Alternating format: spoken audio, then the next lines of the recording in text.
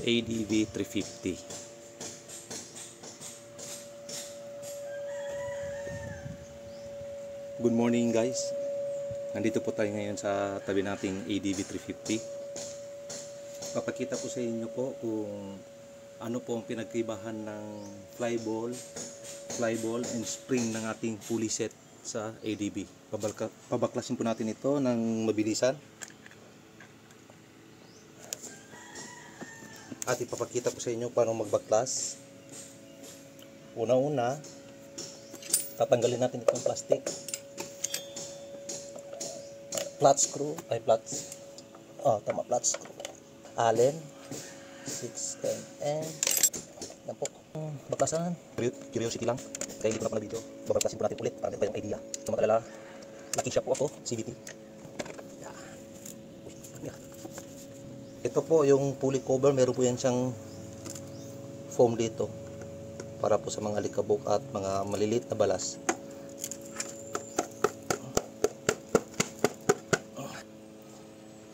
Dito kailangan po natin ng T-rings 8mm.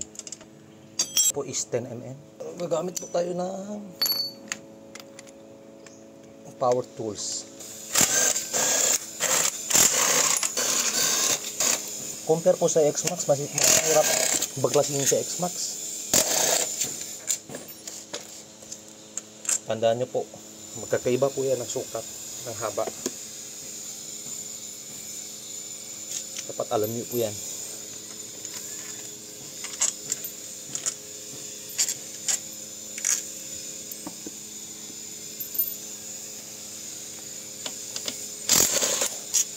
Yung sa X-Max kasi kailangan mo patanggalin yung bolt ng airbox.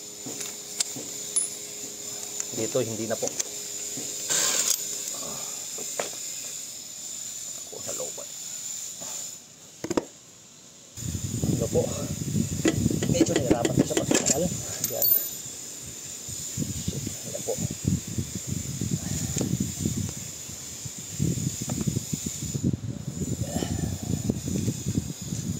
Po ang itsura ng CVT natin. Lucky. Ito pong nut na to, same po sila dito.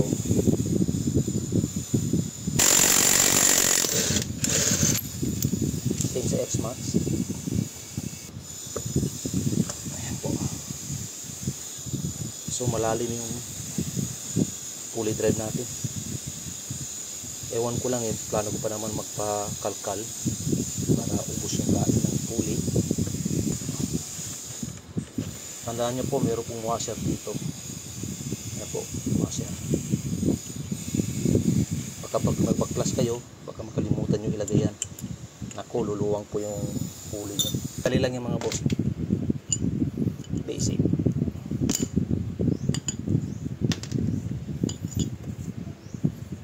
Umikpit siya dahil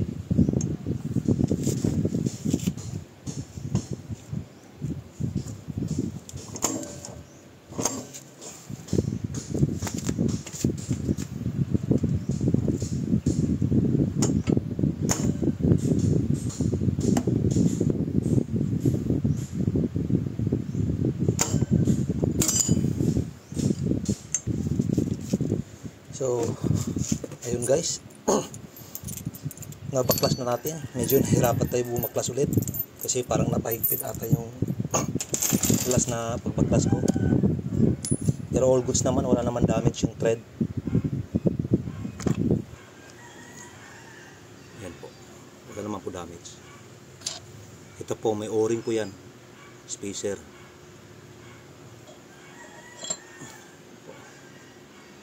Stock bell,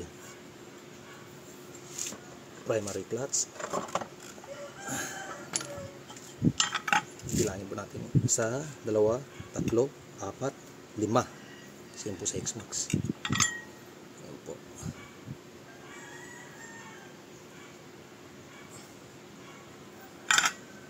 Unahin po natin yung drive pulley. Ito po yung drive pulley natin. Yan po.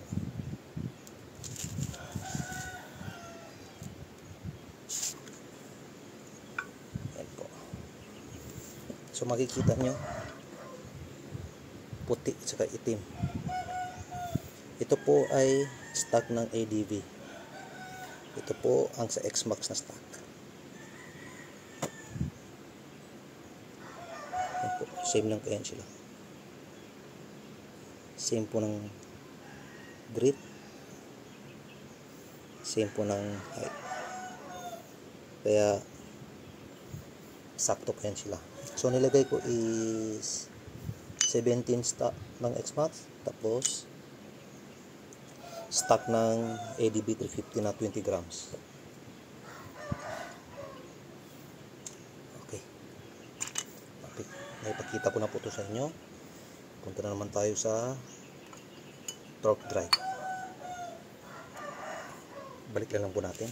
Pero bago yung lahat, punasan natin. Yung sa torque drive na naman, sukat na naman natin ang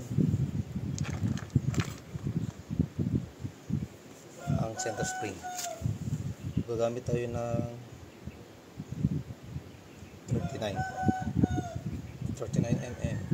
Alalayan po natin.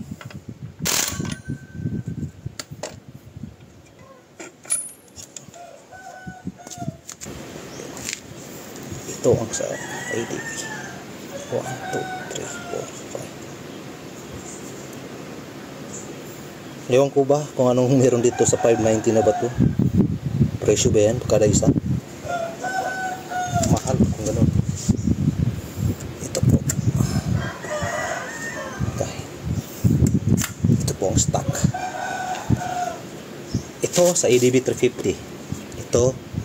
Ito naman ay sa X-Max. May pinagkakaiba ba? Ayan po. Ang taas 800 RPM. Yan po. X-Max ADB. Subukan natin ilagay.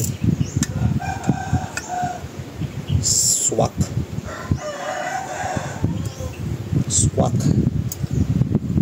Okay. Ngayon may idea na kayo. Tapos ito naman is 12 RPM ng TSMP X-Max. Ayan po. Same ng diameter, pero ang height lamang po ng 2 turns. Lamang po ng 2 turns or 1 turn. Buko natin yung salpa. Yan.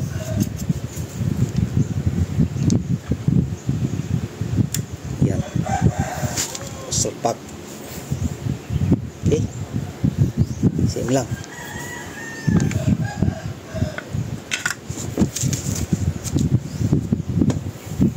Ngayon, naipakita ko na po sa inyo. Ngayon, may idea na kayo. Pero, ito, feeling ko overnight. Siguro, ang ilalagay natin, pag meron tayong endurance, mga 1000 RPM lang. Tapos, same lang din. Same lang ang fly ball, combi, 17 gram, 20 gram. Pero kung ayaw mo naman magpalit ng spring, okay na ang 17 straight. Okay. Ngayon mag-assemble tayo.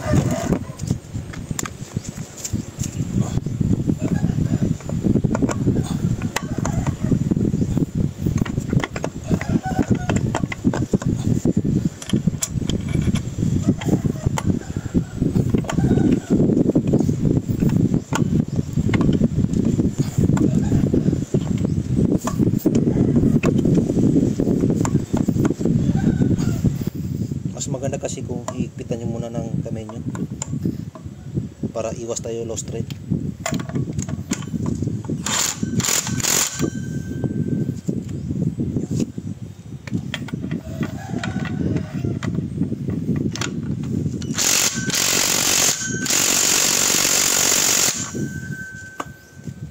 Kung nagtatanong kayo kung ano yung gamit ko na power tools, China lang po yan, no brand name. Ang pagkabit po to ng belt, dapat ito po ay nakaharap sa inyo. Hindi po ganyan. Ganito po. Okay.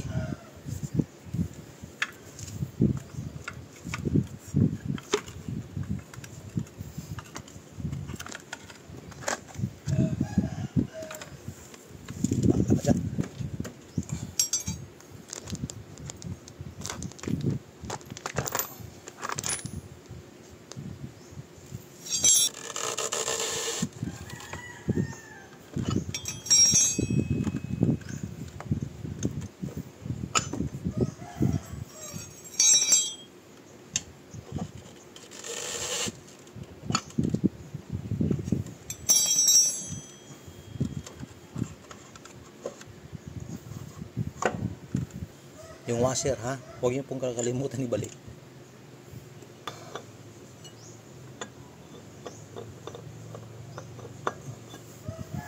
Yan. Ito po, may washer din po ito isa. Diyan nyo na po, hindi po tayo professional mag-vlog. Hindi po ito para sa content, for sharing information and awareness only. Kahit like lang, wala nang subscribe at saka wala nang share, okay lang.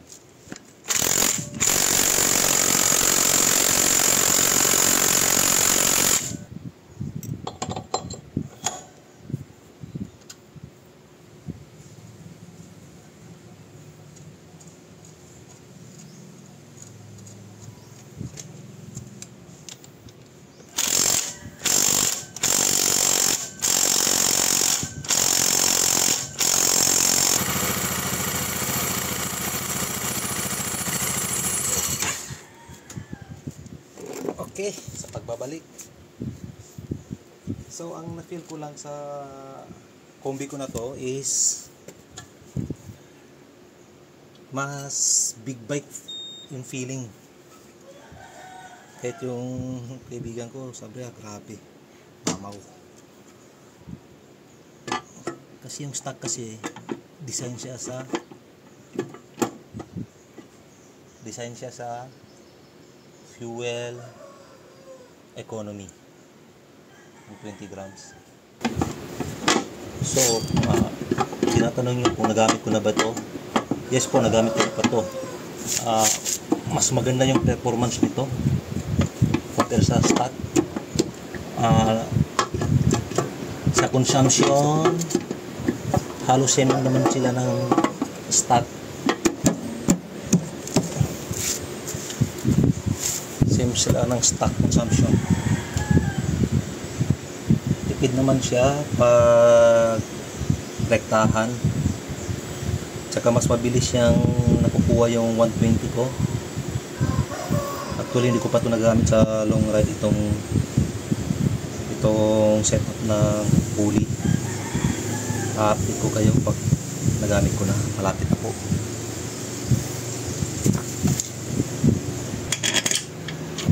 Mahaba. See. See. See. See. See. Mahaba. See. Huwag kayong magkakamali maglagay ng tornilyo. Baka kasi malagay niyo yung mahabang tornilyo sa mababaw na butas. Maaaring mabutas yung makina nyo. At yun ay cause ng leakage.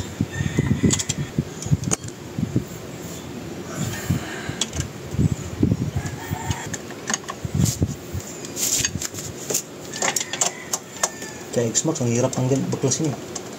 Daming tatanggalin. Over. Airbox. Ingangatan mo pa yung wire ng ABS.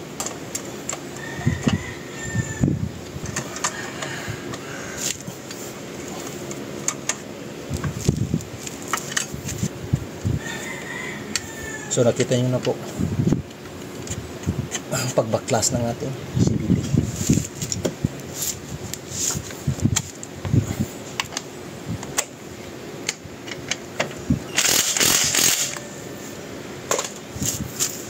Not too soft, not too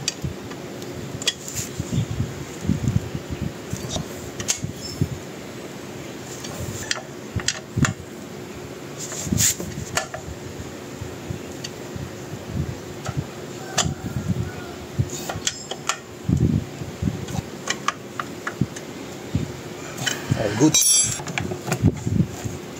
Yan. Tulak nyo lang yan kasi meron po itong bushing. Plastic cover, 4 po yan.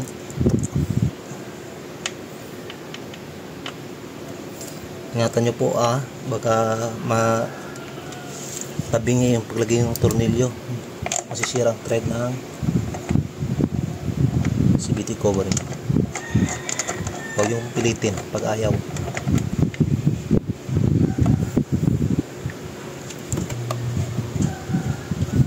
Konting higpit.